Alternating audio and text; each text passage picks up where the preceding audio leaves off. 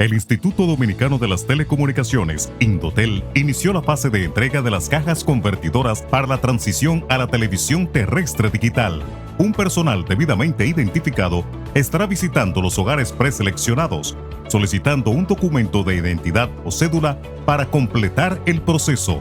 La televisión terrestre digital está más cerca. Instituto Dominicano de las Telecomunicaciones, Gobierno de la República Dominicana.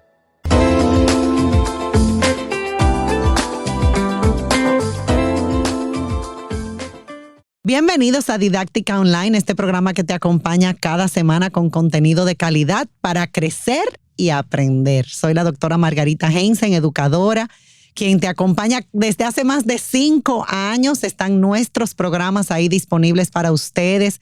Gracias a toda la comunidad que va creciendo y que va compartiendo todo lo que nosotros hacemos con tanto amor para aportar, porque de eso se trata, de aportar a nuestras vidas. Y hoy no es la excepción, porque pronto se celebra el Día Internacional de lucha contra los trastornos alimentarios o alimenticios. Y hoy tenemos a una gran amiga, quien quiero mucho, que valientemente me dijo que sí, porque yo soy persistente, que eso estábamos hablando antes del programa, que yo soy bastante constante y persistente. Y la verdad es que, bueno, no me costó tanto, pero muy agradecida, Raquel Aguad, quien hoy viene a compartir, gracias Raquel, su testimonio, en este caso específicamente con uno de los trastornos, que es la anorexia.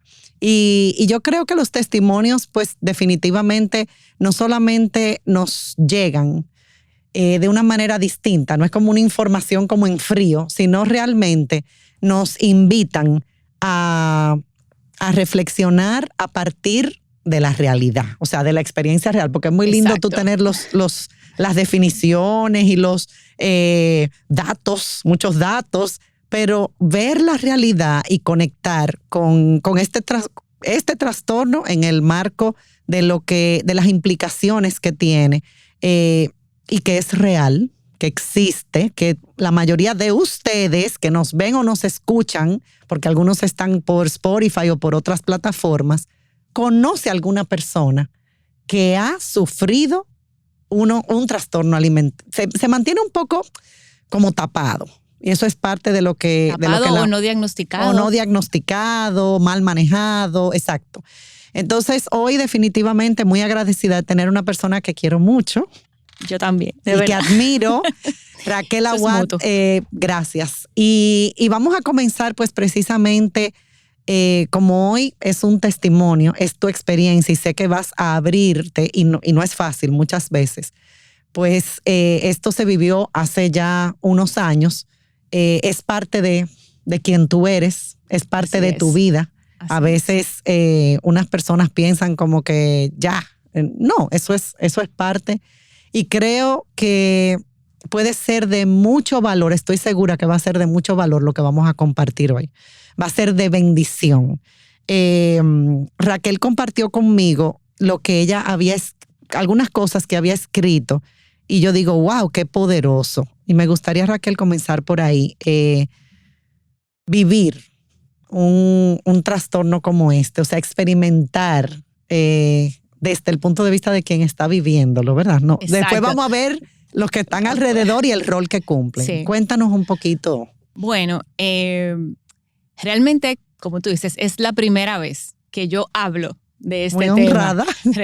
Sí. Que yo lo comparto fuera de lo que es mi entorno familiar y digamos como que me atrevo como a exponer un poco el tema, o sea que realmente sí es un tema que cuesta, pero sí siento que es importante abordarlo, mirarlo y sobre todo saber que sí se puede, porque cuando estamos en medio de la enfermedad muchas veces pensamos que no. Entonces también para llevar esperanza a todas esas personas que pueden estar padeciendo, a todas esas familias que pueden tener a alguien que está en medio de un trastorno de alimentación, pues decirle que sí, que es un proceso, pero que se puede.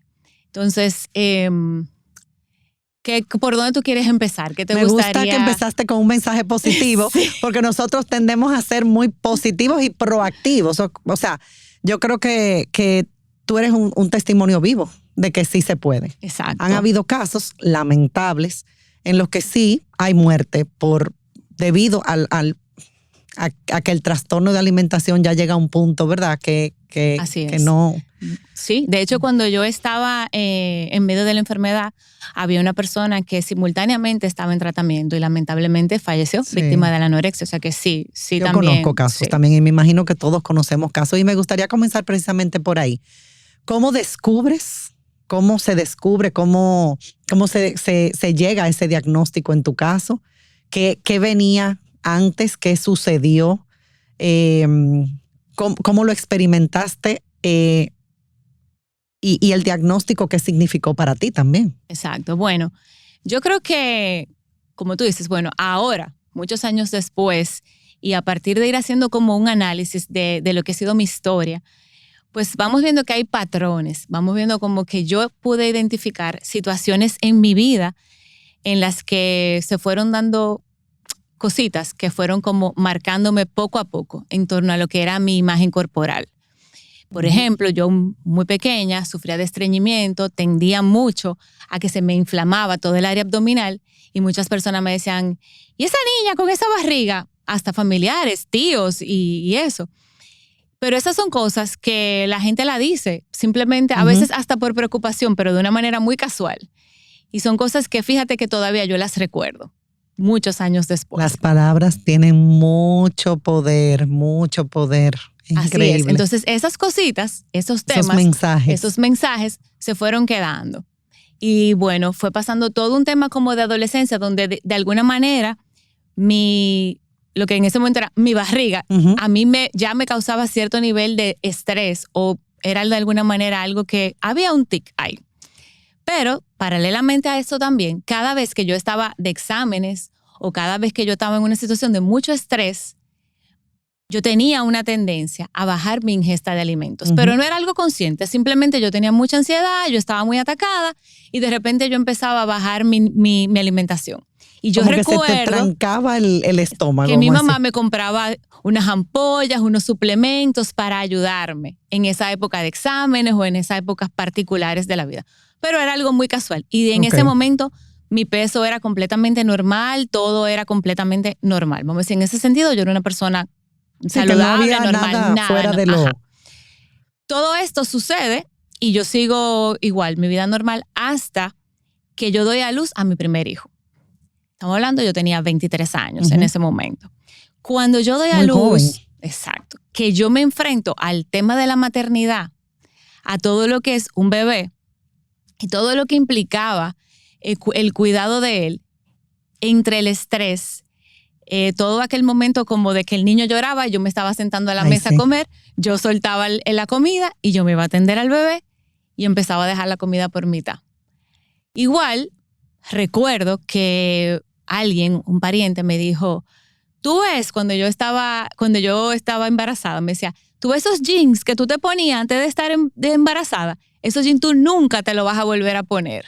Ay, Dios mío, es que la gente habla más de la cuenta. Y es increíble cómo eso se convirtió para mí, como en una persona como yo, era como que yo no me voy a volver a poner eso. A mí. Un desafío. Eso fue un desafío.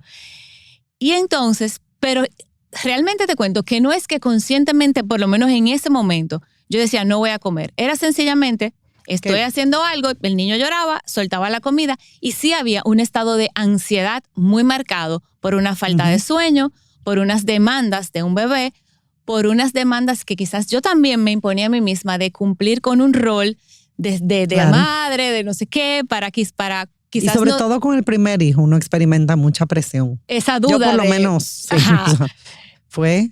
Y empecé a dejar de comer y empecé a entrar en ese estado de ansiedad.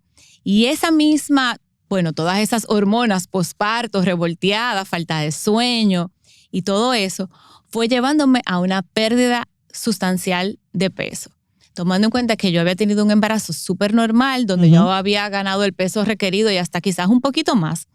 O sea, que lo que detonó, vamos a decir, fue el haber, o sea, el posparto, el dar a luz, con todo el tema de la ansiedad. Entonces, obviamente, pues empieza todo el tema de medio depresión, ansiedad, todo ese una círculo combinación bomba ahí. todo ese círculo vicioso. Un sancocho. Un sancocho literal. Y entonces yo empiezo a bajar drásticamente de peso. De hecho, casi menos de un mes de haber dado a luz, yo estaba por debajo del peso con el que yo había iniciado mi embarazo.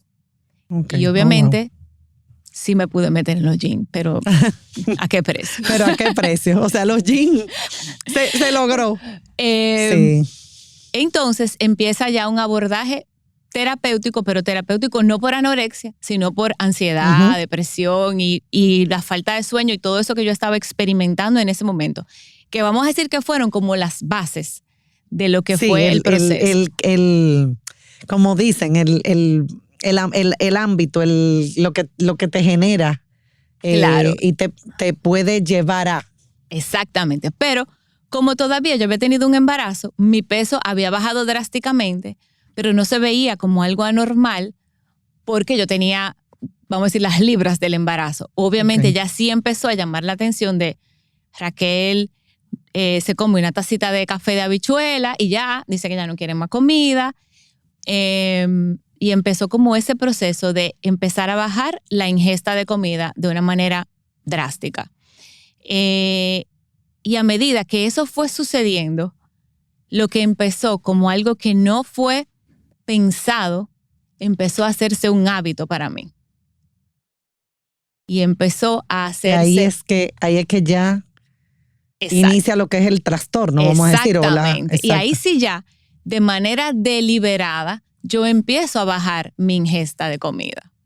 Y con ello empieza el deterioro propio de todo esto. Vamos a decir que ahí pasó un lapso de tiempo entre hacer algunos intentos con algunos antidepresivos, con algunas medicaciones y tratar de ajustar. Y pasó cerca de un año entre ese proceso donde yo estaba ahí, y digamos que yo ahí empecé a bajar y yo estaba por encima de las 100, pero 102 libras, algo así, que ya era algo que llamaba un poquito la atención, pero no era algo muy grave, exacto. Pero mis papás, que en ese momento vivían muy pendientes, y obviamente también porque me visitaban mucho, por su primer nieto, no sé qué, me dice un día, yo creo que debemos de llevarte al médico para ver un poco qué está pasando. Y así aprovechamos y te chequeamos y no sé qué. O sea, ellos dan como la voz de alerta. Exactamente. Pero tú no habías, vamos a decir, para ti no yo estaba bien, no estaba pasando nada. Y cuando vamos al médico, el doctor le dice, nos dice ahí, y es la primera vez que yo escucho la palabra anorexia. Oh, wow. Y en ese momento, ¿quién ¿Y esa persona, ese doctor, lo determina por alguna evaluación? Bueno, me imagino analizando. La pérdida de peso, obviamente mi mamá empieza a relatarle todo lo que es mi forma de alimentar. Hay una cosa que yo nunca lo percibí, y es que mi mamá dice que yo jugaba con la comida. Que yo cuando comía empezaba a mover la comida, como a separarla en el plato, a durar mucho tiempo. ¿Y tú no te dabas cuenta? Y eso era algo que sí te puedo decir que yo hoy todavía trato de hacer memoria de qué manera yo lo hacía y yo no lo recuerdo. Sin embargo, ella sí me decía. Ella te observaba. Ella lo observaba. La verdad que las mamás, señores. Las mamás.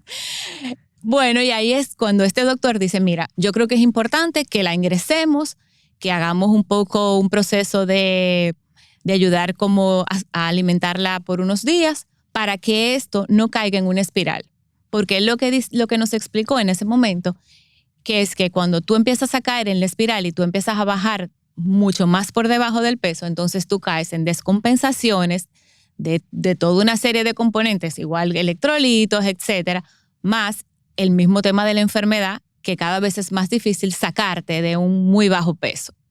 Y en ese momento es la primera vez que a mí me ingresan en la Abel González, pero en la Abel González nada, para ponerme unos sueros y suplirme algo, y supervisar mi alimentación. Okay.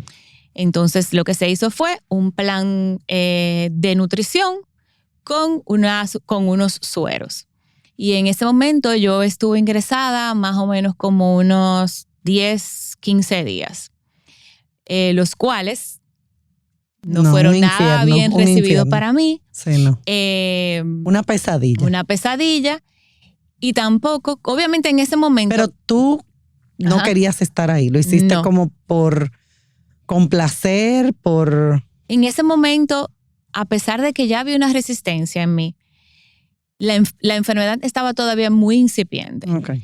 Y yo traté de ser un poco, vamos a decir así, como de complacer. Okay. El médico me explicó. A pesar de que tú no querías, tú, vamos a decir, accediste para... Exacto. Pero cuando vi la realidad, yo hacía muchísima trampa con la comida. De hecho, tengo muchísimos cuentos de mis abuelos que se comían la comida por mí. Ay, Dios mío, los abuelos.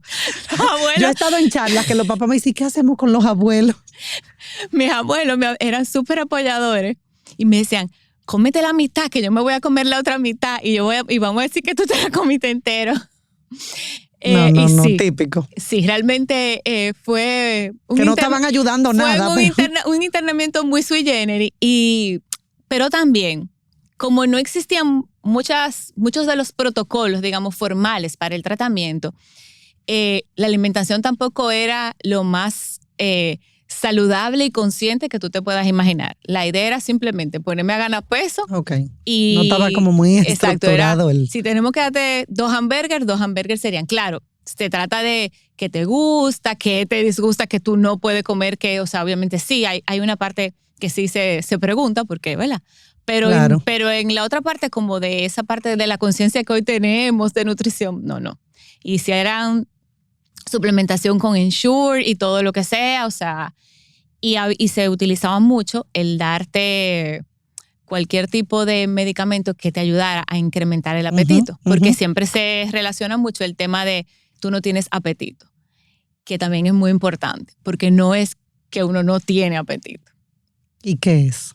Sencillamente tú decides que tú no vas a comer. Aunque sientas hambre.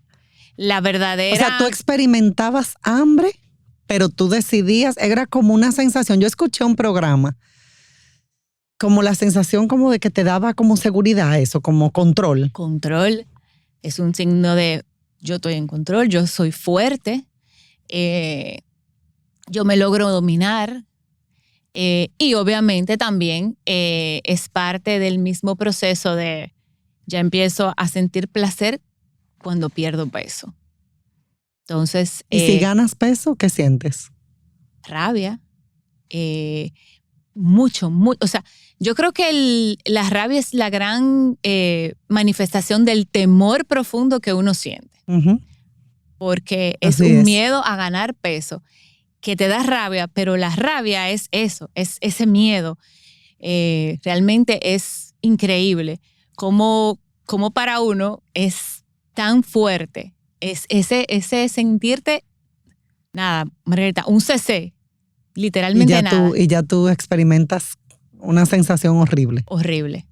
Incluso como de pérdida. Y que no podías compartir con nadie. No. Realmente, y es... O no, quizá no te entendían. Exacto. Porque lo que todo el mundo, bueno, por eso lo vamos a hablar. O sea, el rol que juegan las personas, porque muchas personas lo que están viendo es, pero te estamos ayudando. Claro. Y en tu cabeza es como... Tú sientes que todo el mundo está en tu contra. Todo el mundo. Y eso es parte del gran problema de los trastornos de alimentación. Y es que todas las personas que están ahí para ayudarte, tú las ves como tus enemigos. Porque están provocando y haciendo precisamente lo que tú no quieres que suceda. Hasta que poco a poco pues se va dando otro proceso. Pero en ese momento... O sea, que hay un sufrimiento también de ese entorno. Claro, totalmente. Impotencia, frustración, todo tipo de... Incluso como no lo pueden creer, una incredulidad. Porque sí es importante saber que la distorsión de la imagen corporal en la persona que sufre sobre todo de anorexia, en mi caso, existe. O sea, yo me miraba al espejo y yo no lograba identificarme el nivel, o sea, tú no veías la que realidad. La gente decía que yo estaba, yo no lo veía. Y realmente es así. La distorsión existe. Wow. O sea, y tú para ti tú no tenías ese nivel, o sea, no había problema, vamos a decir. No, y por ejemplo, tú te das cuenta cuando tú vas a pasar por un espacio, que hay un espacio que es muy estrecho y una persona anoréxica cree que no cabe y cabe 20 veces. Pero tú, como tú te percibes, tu mente, como tú te percibes es, yo no quepo por ahí porque yo me veo en unas proporciones que no son las reales, no son las que realmente mi cuerpo tiene, ni eran las que mi cuerpo tenía. Entonces, para mí era exagerada la preocupación que mis padres mostraban. no tenía sentido. No tenía sentido. Que uno lo ve como, ¿y este show? Y sobre todo en ese primer momento, donde realmente yo no estaba en un estado crítico, fue muy preventivo. No, y que a tiempo. Y trató de hacerse muy a tiempo. Que no es el caso, o sea, lamentablemente, de muchos otros jóvenes. Exacto. Que aunque prevalece más por lo que he escuchado en mujeres, ya hay muchos hombres también sí. experimentando, o sea, que sufren de algún tipo de trastorno alimenticio. O sea, que no se limita a las chicas. Y como también que, o sea, esto es un tema realmente poco abordado, Raquel. Y sin embargo, la realidad está ahí, frente a nosotros. Sí. Con muchos jóvenes que quizás incluso tapando o cuando ya se viene a descubrir es tarde. Yo conozco incluso ambientes, por ejemplo, las chicas que bailan ballet. O sea, hay ambientes Exacto. en los que también hay una presión por tú mantener una figura, un peso. Y he oído cuentos que tú dices, wow, o sea, y es fuerte, o sea, es más grande que tú, porque fíjate lo que tú dices. O sea, yo no tenía la capacidad ni de ver que yo tenía un problema. Así o sea, de es. darme cuenta. Es más grande, algo más que sobrepasa tu capacidad. Aunque tú crees que estás en control, es precisamente tú has perdido el control. O sea, todo lo contrario. Totalmente. Haciéndote daño. Claro, y fíjate que muchas veces, hoy por hoy también vemos muchas jóvenes que a veces pudieran estar un poquito en sobrepeso, empiezan a recibir ese tipo de comentario de qué gordita, o se empiezan a comparar con las amigas. Y desde niñas incluso. Y empiezan a hacer una dieta restrictiva, y cuando tú vienes a ver, pueden ser propensas o vulnerables a caer en un tipo de trastorno. Y yo creo que eso está pasando mucho, ¿eh? Entonces, porque no es algo pensado, es lo que digo. El principio tú no dices, voy a ser anoréxica. No es una decisión que yo tomé un día y dije, esto es lo que voy a hacer. Va evolucionando. Así es. Y pueden haber, obviamente, elementos, estresores, claro. Elementos, cuando te digo, eventos, situaciones que lo detonan o quizás incluso lo llevan a un nivel de gravedad. O sea, pueden haber situaciones externas. Claro, totalmente. Que quizás eso estaba latente ahí, pero por ejemplo en tu caso, tener un hijo o en el caso de una jovencita, bueno, yo estoy segura que los que nos escuchan, muchísimas personas conocen jóvenes que ya han pasado por dieta. Claro, y presión social. O presión social. Tú buscas en internet temas de dieta, de pérdida de peso, y es una cosa increíble. Incluso escuchando una presentación de un especialista, decía que hay páginas pro anorexia y pro bulimia. Sí, o sea, así es. O sea, una cosa como hasta de verdad scary, preocupante, sí. Que da miedo. Promoviendo la pérdida de peso, promoviendo estos hábitos o este estilo de vida a costa de tú hacerte daño y de exponerte a incluso que tu cuerpo deje de funcionar adecuadamente, porque tú puedes tener...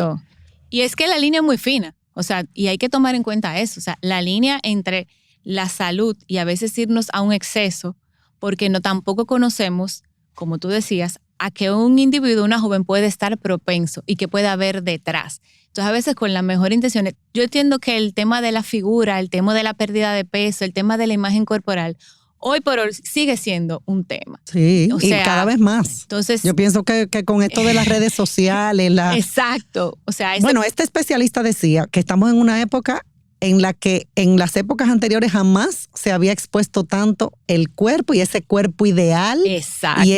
Y esa veneración a esa belleza, o sea, realmente estamos, o sea, todo eso influye, sobre todo en los más jóvenes, o sea, se está construyendo su autoconcepto. Yo trabajo mucho este tema de autoconcepto y autoestima. Tú estás construyendo ese autoconcepto y esa autoestima en base a mucha información que tú estás recibiendo sobre qué es lo que cómo te debes ver, qué es cómo te vas a ver más bonita, si no así te ves fea. O inaceptable, o sea, esos comentarios que recibimos, gordita, tú estás sobrepeso, para la boca, o sea, y ahí se va creando, aunque uno, claro, hay personas, como digo yo, con su yo muy definido, que no tienen no van a tener esa inclinación, y no le dan mente, como digo yo, pero hay otros a quienes sí eso puede ir sentándose ahí en claro. y puede desembocar en todo esto. Entonces, antes de irnos a la pausa, que ya me están haciendo señas, yo creo que esto es muy importante para todos los que nos escuchan, que realmente nuestros jóvenes, nuestras jóvenes, están expuestos en una cultura que cada vez presiona más hacia, ¿verdad? X cuerpo que debemos tener, X imagen, o sea, y que nuestros jóvenes tienen que contar con herramientas, y ahora vamos a entrar con Raquel en el rol que juegan como todas esas personas que están alrededor nuestro, tiene que contar con herramientas para manejar todo eso, para sentirse bien, con su cuerpo, con sus características, con sus cualidades, con sus condiciones. No quiere decir que no queramos estar saludables, buscar una vida balanceada, pero mucho cuidado con las razones por las que hacemos las cosas o la presión que ejercemos muchas veces los adultos. Bueno, esto es un tema que podría extenderse muchísimo.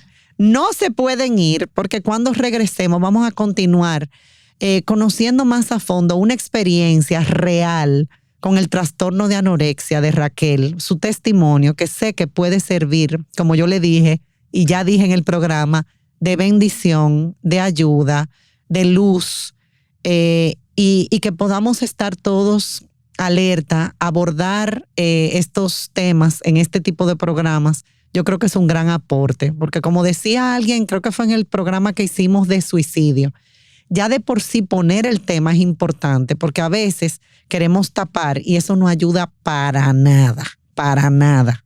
Tenemos que poner los temas sobre la mesa, tenemos que hablar de esto con nuestros hijos, con nuestros estudiantes.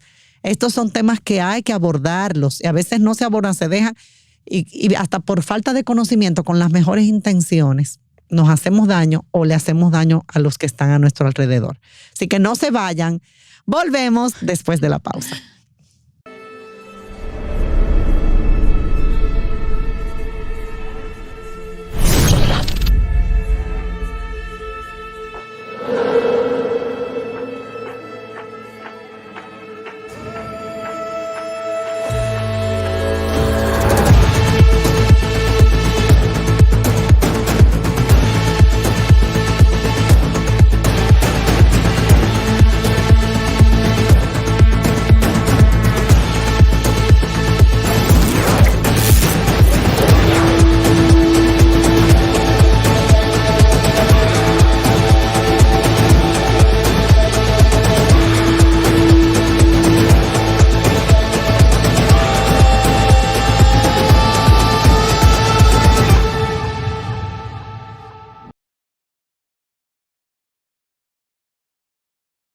Continuamos con nuestro programa, un temazo, como me dijo Luke, aquí en Pink Tree Studio, cuña gratis para Luke, que aquí grabamos el programa desde hace un tiempo y Luke me dice, wow, qué temazo, la verdad es que esto es un tema y te agradezco de nuevo Raquel, porque sé que es un paso valiente. Yo me siento honrada de que este es el primer espacio en el que tú compartes, incluso me dijiste que en un momento dado pensaste escribir un libro, ojalá lo puedas hacer, porque hay que aportar, hay que seguir yo lo he pensado en mi caso con el divorcio, con la familia recompuesta, como que, wow, compartir los testimonios sirve muchísimo, no solamente de inspiración, sino para movilizar. Yo creo mucho en que nos movilicemos. Entonces, estos son temas, como decía antes de la pausa, que tenemos que abordar, señores. Lamentablemente lo dejamos de lado, abordamos muchos temas superficiales o no abordamos ninguno porque cada vez estamos conversando menos. Como digo yo, el arte de conversar hay que rescatarlo con nuestros hijos, sobre todo con nuestros estudiantes, y ver darnos cuenta de lo que están viviendo, señores. Y como me decían mis hijos, todos los muchachos, o sea, generalizando, tienen su otro Instagram, su otro TikTok, su otro mundo paralelo, y ahí se evidencian muchas cosas que lamentablemente los padres ni tienen idea. Y son los padres la primera fuente de ayuda, no son los amiguitos ni lo que te están celebrando en TikTok. La primera fuente de ayuda, fíjate como tú lo has dicho, son los padres. Así es. Y muchas veces no saben, no tienen ni idea de ese mundo paralelo, ese comportamiento. Y cada vez tenemos menos tiempo para observar, para ver, para decir, espérate, aquí hay una alerta, vamos a actuar, vamos a intervenir. Y eso es tan importante, señores. Nosotros yo siempre miro como educadora, ¿verdad? Y como madre, y la verdad es que eso es fundamental. Raquel, en tu caso, la anorexia. No voy a generalizar como trastornos, porque también está la bulimia, hay otros trastornos. Sí. Y bueno, hablábamos antes de la pausa de toda esta presión también, esta tiene que ver también mucho con tu imagen corporal, con cómo tú te ves, cómo te percibes, que la percepción es muchas veces más real que la realidad misma, porque es como tú te estás viendo y tú lo haces real en tu mente, digo yo, la loca de la casa. Así es. Tu mente es poderosa, muy poderosa. Y te digo, esto lo podríamos abordar en varios programas, porque bueno, desde niños, una mamá me dijo a mí, una mamá de una niña de 6 años, que la niña quería solo comer cornflakes porque ella quería verse como no sé quién, o sea, y la mamá, o sea, haciendo todo, o sea, cómo esos mensajes, porque yo siempre digo, estamos todos educando, los medios de comunicación están educando, los anuncios, o sea, los productos, o sea, estamos todos educando. Entonces tenemos como que un poco, como hacen en Finlandia, que bueno, es una cultura muy diferente, pero regular un poco más a lo que están expuestos nuestros niños y jóvenes. ¿Qué fue en tu proceso, porque es un proceso? Sí. Y tú contabas como esa primera abordaje que fue a tiempo. Sí. En tu caso. Sí. Ese primero. Sí, porque 4 años después, con mi segundo embarazo. Pasaron 4 años. ¿Y esos 4 años? Fueron en un sube y baja. Ok. Esos 4 años fueron en un sube y baja, donde yo estuve pasando distintos tratamientos, distintos procesos. Yo trabajaba en un colegio, en un preescolar, pero también igual seguía viendo como todo el tema de el trabajo, paralelamente haciendo una especialización en educación Montessori, Diego creciendo, y entonces salgo embarazada por segunda vez. En un momento. O sea, otra vez el embarazo detona. Y con el embarazo surgen distintas situaciones muy estresantes, tanto en mi vida personal, como el mismo tema, ¿verdad? Obviamente del embarazo, pero ya fue un embarazo donde había mucho estrés en mi vida en general. Y cuando ya yo voy a dar a luz, de hecho, los médicos esperaban ese parto. O sea, cuando yo fui a dar a luz, había una incubadora esperando. Cuando el bebé sale de 7 libras y media, todo el mundo se queda sorprendido. Porque nadie pensó que ese bebé iba a nacer de 7 libras. Por tu peso. Por mi peso. Porque ya cuando me iban a colocar la epidural, no encontraban cómo ponérmela porque yo era literalmente solamente barriga. Todo lo que era la masa muscular en la parte de atrás de la columna yo no tenía.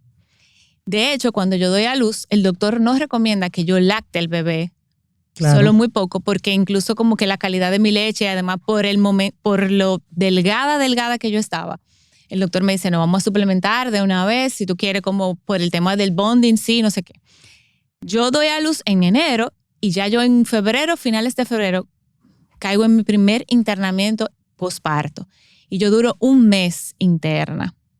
Y en ese momento, como yo te explicaba, que ya el embarazo había sido con muchos procesos. Con riesgos, sí. Ya yo estoy en un punto mucho más vulnerable de la enfermedad. Mucho, en aquella espiral que yo te decía al principio, que el doctor trataba de evitar, ya estoy muy metida en esa espiral y realmente empieza un proceso. Ahí es donde realmente se dan la mayoría de los síntomas que vemos en los libros.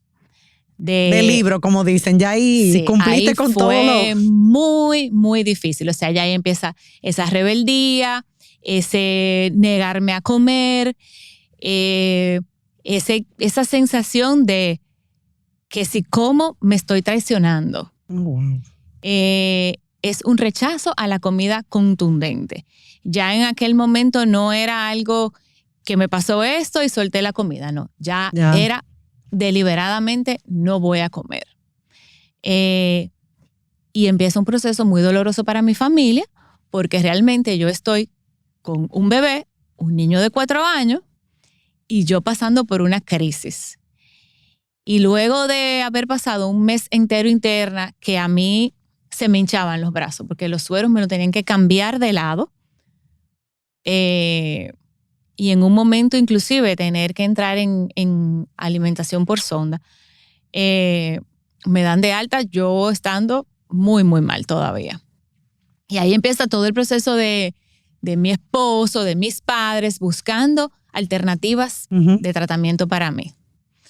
Y en ese momento lo más difícil para ti, me imagino, o no sé si estabas en capacidad, la separación de tus hijos. Entonces todo el tema de mis hijos se convirtió en un verdadero reto porque la mayoría de los centros que eran fuera del país, obviamente como es un trastorno mucho más común en adolescentes, eran centros donde te ingresaban y tú quedabas fuera del entorno familiar, fuera de todo.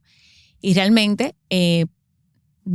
tratamos de que eso no fuera una opción. Que no fuera una opción, claro. Y aparece este doctor que era un dominicano que estuvo en Chicago, que estaba en ese momento viviendo en Punta Cana y que era un especialista en trastornos de alimentación. Y mi papá lo contacta y consiguen que ese doctor me vea.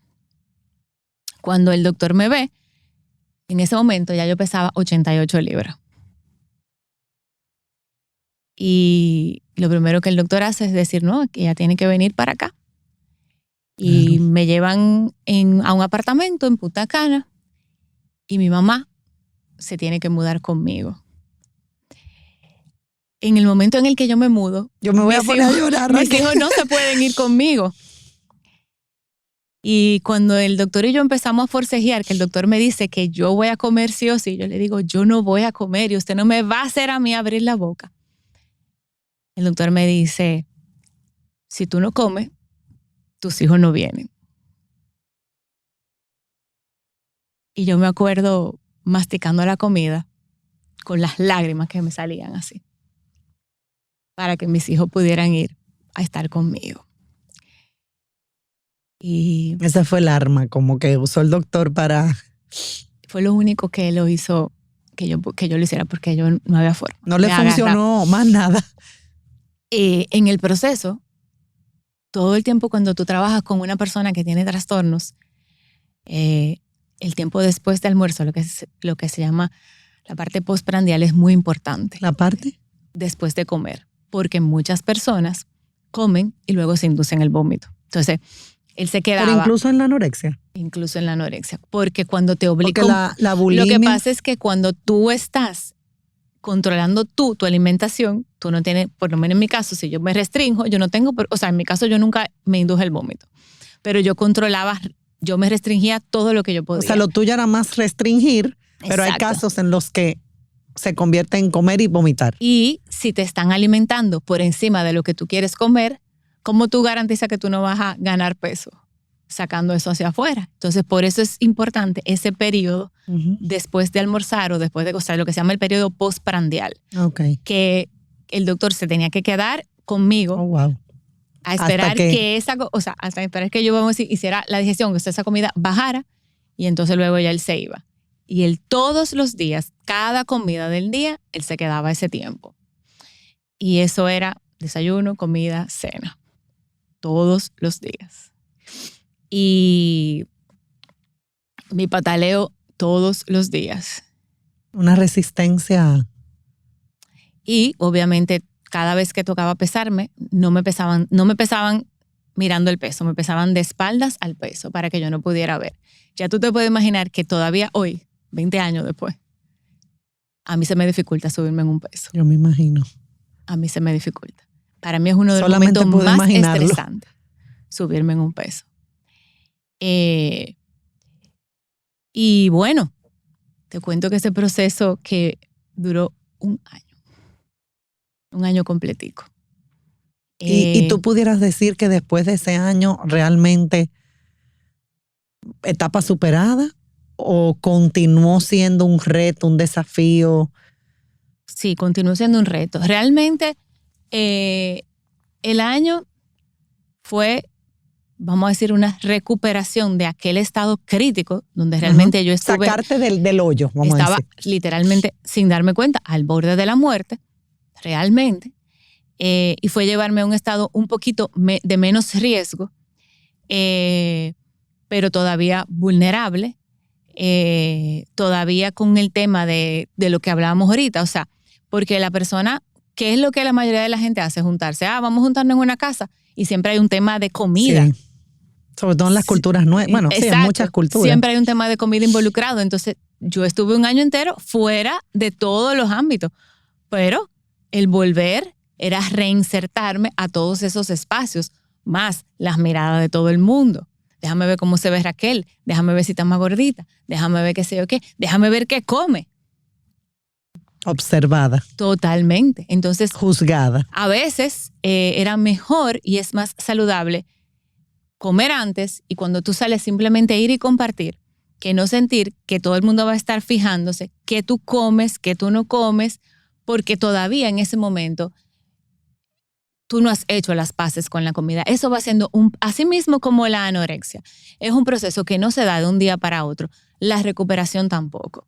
Y tú tienes que ir haciendo las paces con la comida y con hábitos más saludables y hacer el cambio de entender que eso que te llevó y esa negociación de qué te llevó hasta ahí y hacer ese cambio es de verdad. O sea, como tú pensar, yo en algo que escribí, yo ponía como la razón. En mi caso, mi razón fueron mis hijos. Lo que me llevó a ir por encima de lo que era mi propio deseo. Sí, eso exacto. Porque si hubiese sido por mí, no. Realmente no. ¿Y qué rol jugaron? Bueno, porque te he oído mucho en todo el proceso, tus padres, tu esposo, los familiares. O sea, ¿qué rol juegan las personas alrededor de una persona que sufre, en tu caso? O sea, tu testimonio, porque cada caso es diferente. Es vital. Yo creo que tanto a nivel, o sea, para bien o para mal, el entorno familiar es vital para una persona que sufre un trastorno. ¿Por qué? Bueno, porque son las personas que te acompañan, son las personas que están contigo y el apoyo de ellos, aunque parezca, no sé, como un cliché, realmente es importante. Y así como yo te decía que yo recuerdo mucho cuando me decían eso del tema de barrigona, yo me acuerdo un día, yo estando en mi casa, que mi abuelo materno, que mi abuelo paterno había fallecido ya, me dice, tú sabes que a mí me crió una tía y yo no vivía con mi mamá y yo iba a visitar a mi mamá una vez a la semana. Pero yo esperaba ese día para ir a ver a mi mamá porque mi mamá era lo más grande que yo tenía. Y entonces él me dice, mi hija, lucha por tus hijos. Qué lindo. Que tus hijos nunca van a tener a nadie que los quiera más que tú. Y cuando mi abuelo me lo dijo, yo estaba de verdad en el medio de la enfermedad.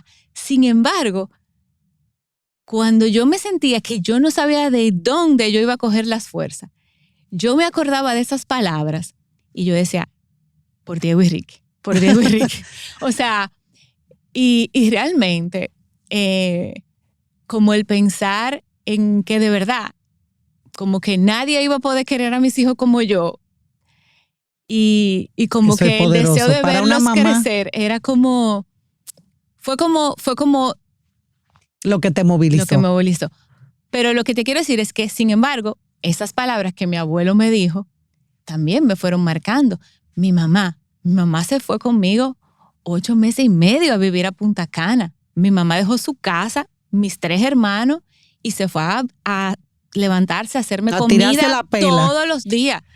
O sea, mi papá, Ludwig, mi esposo, o sea, toda la semana, por un año entero. O sea, no estamos hablando de 2 días. Suena fácil, pero implica todo un compromiso, un sacrificio también. Pero yo creo que ese mensaje, no puede ser que se nos fue el tiempo, pero yo creo que ese mensaje es poderoso porque a veces creemos que no hay magia, o sea, no hay magia y no es de un día para otro y salir adelante conlleva una manada. Sí. Una manada, Sí. conlleva una manada. Uno solo no puede. Eso de que, no, eso son cosas de muchachos. Eso se le va a Exacto. pasar. No, eso qué sé yo qué. No, porque ahora eso está de moda. Estemos atentos y dediquemos ese tiempo. Y cuando si conoces un caso, pues que se busque la ayuda necesaria, pero que se le dé todo el apoyo a esa persona. O sea, que sea al 100%. Exacto. Porque definitivamente no es un proceso fácil. Yo escuchando a Raquel, yo digo, wow. O sea, yo que soy mamá y los que somos padres, porque en el caso de los jóvenes no tienen, y quizás ese fue, gracias a Dios, tu incentivo. O sea, el tener hijos. Pero el amor moviliza. Pero el amor moviliza. sin duda moviliza. El amor es el arma más poderosa. Yo creo que para los jóvenes quizá esos amigos que siempre están ahí. Sí. Y esa red de apoyo, los papás, no nos cansemos, o sea, como de que aunque Insistir, veamos esa resistencia. persistir. Exacto, y nunca lo desistir. dijiste. Y nunca desistir. Realmente sí. Bueno, yo creo que vamos a tener que invitar a Raquel de nuevo. Raquel, yo sé que ya me dijeron que tenemos que parar, pero me gustaría ¿qué has aprendido? O sea, algo que has aprendido, sin extendernos mucho, porque yo sé que ya, pero algo que has aprendido y un mensaje final para todos los que nos escuchan. Bueno, yo, como te decía al principio, ¿qué he aprendido? Bueno, que los procesos hay que vivirlos, que a veces pensamos que las cosas son imposibles. No, yo creo que en mi caso no puedo dejar de decir que la fe y la oración de ese batallón de gente que estuvo detrás con sus oraciones también fueron importantes en mi sanación. Eso no lo puedo dejar de lado. Y que yo diría, bueno, que cada día tratemos de buscar formas más sanas, más amables de tratarnos, que realmente hagamos del amor nuestro día a día, que nos olvidemos un poco de cómo nos vemos y de encontrar formas más nobles y amorosas de hablarnos, no solamente a nuestros hijos, de hablarnos entre nosotros, que dejemos un poco atrás cómo nos vemos y pensemos más en cómo nos hacemos sentir cada día. Wow. No, mejor de ahí se daña. Gracias. Gracias por compartir. Vamos a volver a invitar a Raquel. Comparte este programa. Llévalo donde tiene que llegar, porque esa es la idea. Con amor sembramos para crecer y aprender. Cerramos con nuestra frase. Gracias de nuevo. La educación no es teoría, sino vida, transformación y aprendizaje. Hasta la próxima. Gracias.